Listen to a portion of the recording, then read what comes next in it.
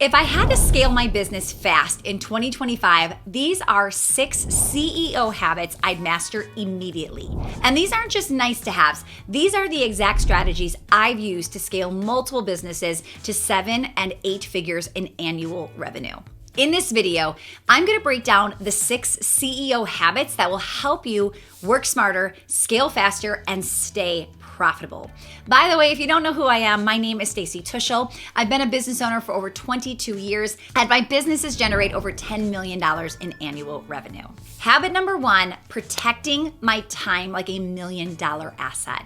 Your time as a CEO is the most valuable resource in your business.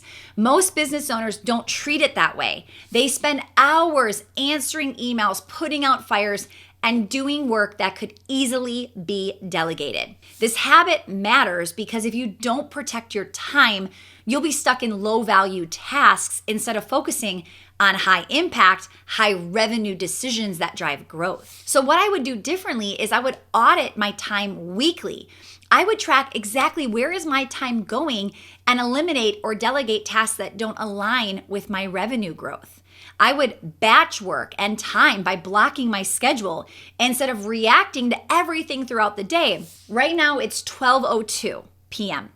I have yet to check my email, and I will not be checking my email until about 3 p.m. Don't allow people to steal where you're taking your day. I've dedicated blocks for deep work, team meetings, and personal time. So where is your time going? And hopefully it's not scrolling. Now, what I love about this is you're on YouTube watching long form content. That is way better than watching 10 to 15 second stories on Instagram where it's a meme or something funny. You're actually here learning, investing in your time. Start to say no more often. Not every opportunity, meeting, or collaboration is worth my time.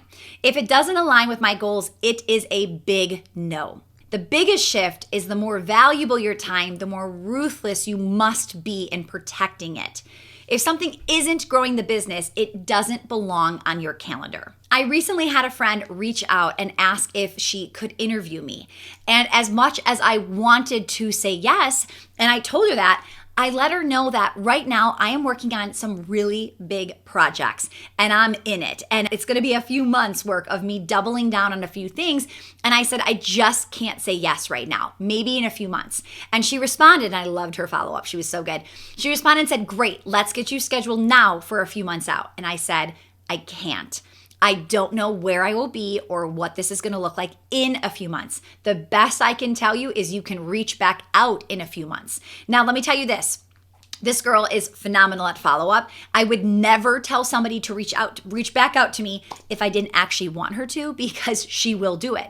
Most people don't reach back out. They don't follow up, but some people will. So if it's a no, just tell them no. Don't delay it and have to reject them again in 2 weeks or a month. Habit number 2 is delegating like a pro and holding my team accountable. So trying to do everything yourself is a growth killer.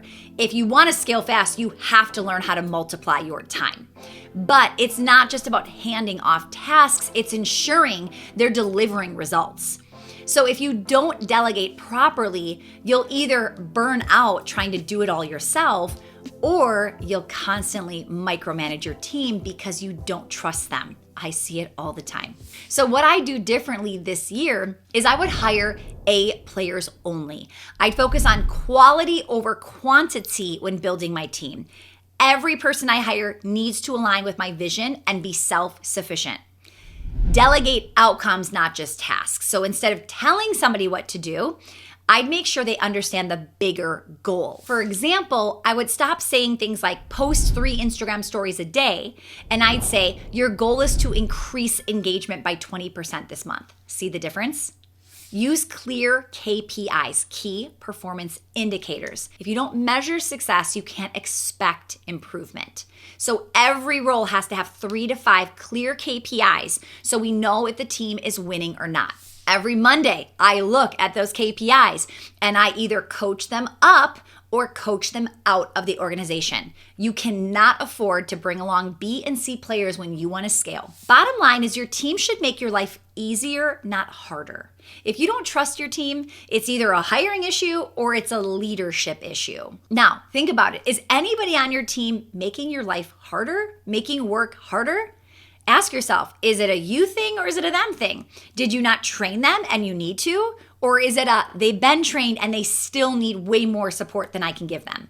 Time to make some hard decisions. Habit 3 is staying 100% focused on revenue generating activities. In a fast scaling business, the CEO's main job is to drive revenue, not get caught up in ops or admin work. A lot of business owners spend time on what feels productive, but it doesn't actually do anything for the business. And scaling requires ruthless prioritization of high revenue generating activities. So what I would do differently here is I would prioritize sales and marketing and customer experience. These are the only things that drive revenue. Everything else can be delegated. So set weekly revenue goals. I would track our sales targets daily and adjust strategies in real time to hit them. Speed and frequency is huge here. So if I track my KPIs once a week, I'm going to make changes once a week. If I track them daily, I can jump in and help somebody struggling on a Tuesday and get them winning by Wednesday, versus if I don't track till Friday, I can't help them. And now we had a whole week of bad results and we have to fix it finally on Monday. Optimize what's already working before adding new things. Instead of chasing new offers, I would focus on maximizing the performance of my best-selling product or service. So if it doesn't bring in customers, close deals, or increase profitability, it's a distraction. Remove it from your plate. Habit 4, making data-driven decisions, not emotional ones. So one of the biggest mistakes I made early on in my business was I would make decisions based on my feelings and my gut instead of facts. I would say things like, oh, yeah, that product feels like it's doing well. Or, yeah, I'm pretty sure our marketing is working. But when I actually looked at the numbers, the reality was very different. I just audited a consultation, and on that call, the person said, I think I'm doing pretty well. Like, I don't know my numbers. That's why I'm here. I want to hire you to help me. But I don't know my numbers, but I know that I'm not struggling with money. I know that I have money to pay my bills every month, but I don't know how much money. I don't know how much revenue, how much profit. It's wild, the amount of people that are successful that do not know the math and the numbers. We have got to get you tracking everything and really be a CEO that owns and controls these numbers. So right now, if I had to scale fast, I would completely eliminate guesswork from my business. Every decision from pricing to hiring to marketing would be backed by real data, not gut instinct. We just did this golden ticket strategy in my studios, and I was on a call and they said, yeah, it's kind of fading. Wasn't as exciting this year as last year. And I immediately went, wait a minute, we've got feelings involved, give me data. And what they said was that Monday's data was good. Tuesday's data was good. Wednesday, it dipped. And then she said, and Saturday, it was really bad. Okay, I said, let's dig. Wednesday, tell me. Well, we discovered that Wednesday, a totally different group of kids come in, and the promotion we had going on had nothing to do with them. Okay, that's why it tanked your numbers. Let's talk about Saturday. That's really weird because it's the same kids. Oh, well, Saturday happened to coincide this year with spring break, and enrollment was massively down on Saturday. So on Saturday, there might only have been, I think she said there were 6 kids that walked through the door for this one class. And that was really low for that week. She said, but 3 out of the 6 did it. So I said, wow, you actually had 50% engagement on Saturday, right? Versus, oh, Saturday was terrible. No, there were outside factors. Stop thinking and feeling and, oh, I don't think this went as well this year. We should scrap it. That's how they started the conversation. I think we should scrap this for next year. The data showed it was actually very effective. We just need to make sure we don't do it over spring break week and we do something totally different on that Wednesday when those kids are in-house, or we just don't track those kids because they're not participating. Very, very eye-opening when you use data. You can't grow what you don't measure.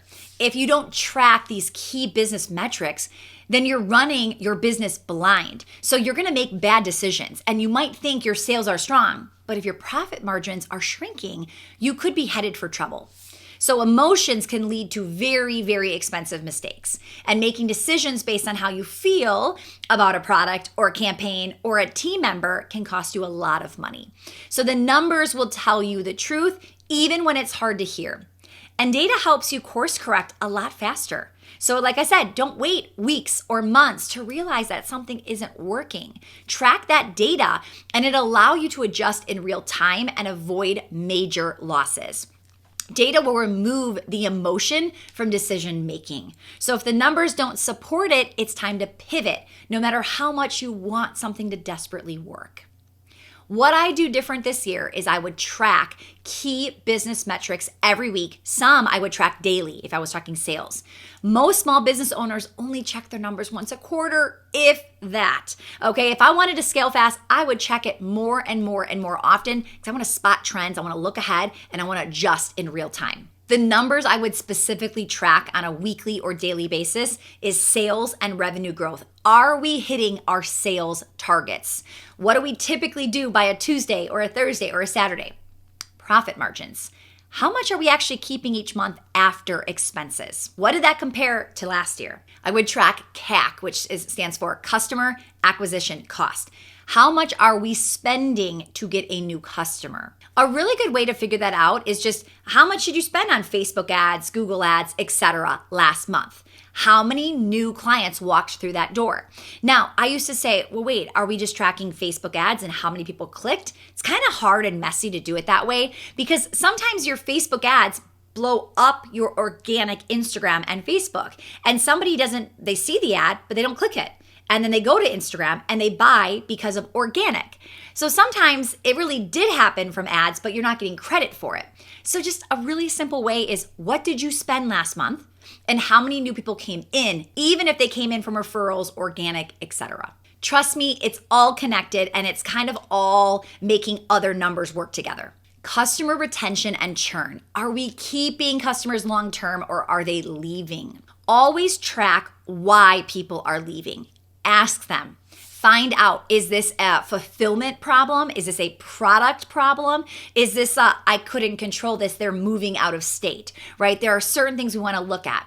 What can we address by these reasons that people are leaving? I would look at marketing conversion rates. Which ads, which emails, which promotions are actually driving the sales? So if revenue is growing but profit margins are shrinking, you have a problem. If you're spending too much to acquire customers, your marketing needs to be optimized. So numbers tell a story. You just have to read it. Habit 5 is mastering speed and execution. Right now, business is moving faster than ever because we've got AI speeding it up and many other tools. CEOs who can execute quickly and consistently will be the ones who scale the fastest. Too many entrepreneurs get stuck in overthinking, overplanning, waiting for the perfect moment. But in reality, momentum comes from action, not perfection. If I had to scale fast, I would prioritize speed and execution above everything else. Execution is what separates top CEOs from those who stay stuck. Great ideas don't build businesses. Implementation does. You don't need the perfect strategy. You just need to start, test, refine as you go. Because speed creates momentum and momentum drives growth. So once you start moving, things start falling into place. But if you're constantly waiting for the right time, you're going to miss opportunities. The faster you test, the faster you scale. Most businesses take too long to launch new products, marketing campaigns, hiring, right? The companies that scale quickly are the ones that move fast and adapt even faster. The key to success isn't about being perfect. It's about being fast, consistent, and adaptable. So what I would do differently this year is I would launch first, perfect later. I'd execute faster by setting specific deadlines for new projects. No more drawn out launches. I would get faster real-time feedback from the market. Every day you wait to launch is a day you're missing revenue and market feedback. Cut out slow decision making and overthinking. One of the biggest bottlenecks in business is slow decision making. CEOs get stuck in what ifs and they end up doing nothing. How I'd execute faster is I would use the 70% rule. If you have 70% of the information, make the decision. Do not wait for 100% certainty because it will never come. Set a decision deadline. Give yourself a set time to research, then pull the trigger. Trust data, not feelings. If the numbers support the decision, go for it. Overthinking leads to missed opportunities. Successful CEOs make decisions quickly and adjust if needed. Indecision is worse than a wrong decision. Make the call, take the action, and pivot if you need to. You might have seen on my Instagram stories that we are looking at event venues. We want a permanent location we can call home. We do lots of in-person events, workshops, etc. here at Well Oiled. And it's a lot of travel and it's a lot of going all over the place and hoping we like the venue. And I said, it's time for us to find a place to call home. So Chicago is very close to my house. It's also a really great, easy place for anybody to fly into. And I said, let's go find a place there. So we decide we spend a half a day. We look at 5 properties. By the time we were at number 4, we were like, this is it. We went to number 5 just to be nice. This was it. By the time we drove home, we already had sent an email to the broker saying, we're ready to move forward. Let's go. And it's just speed is the name of the game. And the reason I can be so quick is because before I even walked through the door, I knew what I wanted. I was really crystal clear on what would be 100% yes. If it was close to the airport, if it had a hotel nearby, did they have restaurants and coffee shops for our clients to be able to go to, right? Could they have a quick Uber ride somewhere, or could they just walk or take free shuttles and not have to rent a car? I was looking at all of these things for it to be convenient, nice, etc. I wanted it to seat at least 100 people, which we got bigger when I was very excited. And I had a specific budget in mind. So these were things I walked in and I just looked at what checks the box. And number 4 completely checked our boxes. So for me to jump on something that expensive and say, yes, let's move forward, we're talking 3 to 5 year lease, tens of thousands of dollars per month. We were very confident in our decision because we were clear on what made it a heck yes. Habit 6, building my network and leveraging relationships. If I had to scale fast, I wouldn't do it alone. Business success isn't just about what you know, it's about who you know. The right relationships can accelerate your growth faster than any marketing strategy, sales funnel, or ad campaign. If I look back at the biggest breakthroughs in my business, they almost always involved a mastermind, key relationship, a mentor, referral, a collaboration that helped me grow faster than I could have done on my own. Right now, I go all in on strategic networking. Your network is your fast track to success. When you surround yourself with high-level business owners, you'll get insider strategies, opportunities, referrals that you never find on your own. The right connections can 10x your business overnight. One strategic partnership, one introduction, one collaboration can truly skyrocket your brand, your visibility, your sales, and your authority in your industry. Most entrepreneurs stay stuck because they're isolated. If you're only learning from free content or the people around you who aren't playing at a high level, you're limiting your growth. So instead of spending years figuring out things myself, I would shortcut my success by learning from those who have already done it. What I do differently this year is I would invest in a high-level mastermind and networking events. I have been doing this for over 20 years already. In the first few years of my business, I would resist spending money on networking. I thought I could do this on my own. I had resources online. I didn't need to invest. And as soon as I went to my first business conference ever, my life completely changed. My mindset completely changed. And I have been going to business events in person since that event, minimum every 6 months for 20 years. Minimum. I probably go, I would say, every quarter to an in-person event. It's unbelievable the results you will see when you start to build your network. If you've been following me on Instagram for any length of time, you see me out and about making friends, sometimes making new friends, sometimes building the same relationships, going deeper, but I am always spending time with high-level business owners. The most valuable business growth happens in rooms you pay to be in, period. Now, how I would approach networking differently is I would look for a high-level mastermind right away, and I would attend an in-person event. I would not do something that is strictly virtual. I know virtual can be really exciting because it's easy, it's convenient, you don't have to leave your house, okay? I'm an introvert, I get it. But it's nothing like in-person events. So get in person with high-level people as fast as you possibly can. And one of the reasons is because that's when I start to think bigger. When I have a goal and I'm like, oh, can I hit it? Do I think I'm gonna hit it? And then the person next to me says a goal and it's bigger, I'm like, well, if she can do it, why can't I do it, right? So here, being in that room is inspiring, it's motivating, there's a different energy about it. So get off of just online stuff and schedule a next in-person event at least within the next 90 days. When you surround yourself with big thinkers, you will start thinking bigger, executing faster, and seeing new opportunities everywhere. I would build strategic partnerships with other business owners. This is one of the fastest ways to grow your audience, sales, and your authority, right? The more you collaborate and have strategic partnerships, the easier it's going to be to build that.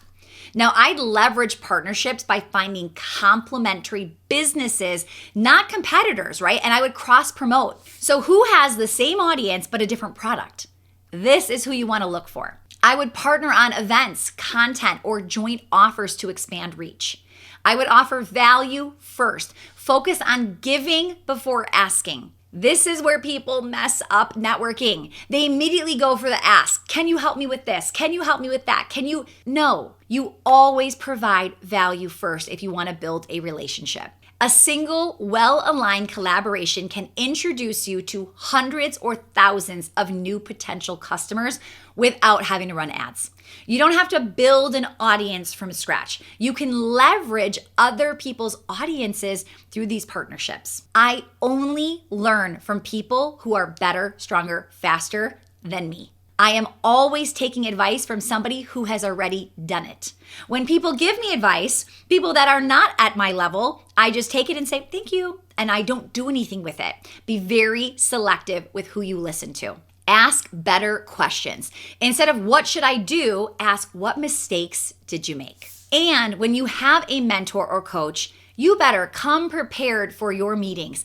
I am blown away when I show up to a call and I've got coaching clients in front of me and I say, who's got a question for me today? And nobody raises their hand. Okay, first of all, you are paying for somebody's mentorship. You better come with questions, or at least come and be open and say, here is my biggest struggle. What do I do? Here is what's happening in my business. What do you think?